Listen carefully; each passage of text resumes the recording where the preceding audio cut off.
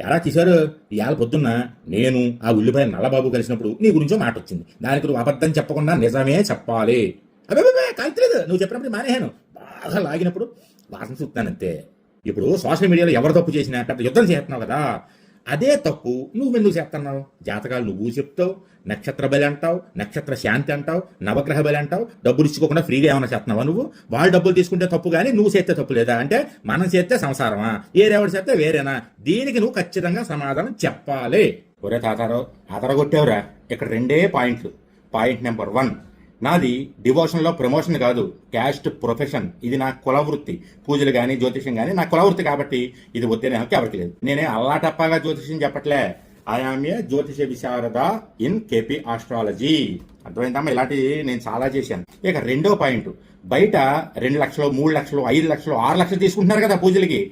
అక్కడ రూపాయి తీసుకుంటే మన దగ్గర పావలాకే ఆ పూజ చేయిస్తాం, ఏ పూజ అయినా సరే. ఆ పావలాలోనూ కూడా 20 పైసలు పూజ సామాన్లకి పంతులు గారి ఖర్చు అయిపోయాక మిగిలినటువంటి 5 పైసల్లో 5 పైసలని కూడా మన గోశాలకే వినియోగించడం జరుగుతుంది. కావాలంటే మీరు సిద్ధాంతం వచ్చి మన గోశాలకి ఏర్పాట్లు ఎలా జరుగుతున్నాయి ఏంటి అనేది చూసుకోవచ్చు. ఒక్క పైసా కూడా నేను ముట్టుకోను. నేను నీతిగా ఉంటా. మీరు కోట్లు ఇచ్చినా నీతి అయితే తప్పను. జయం.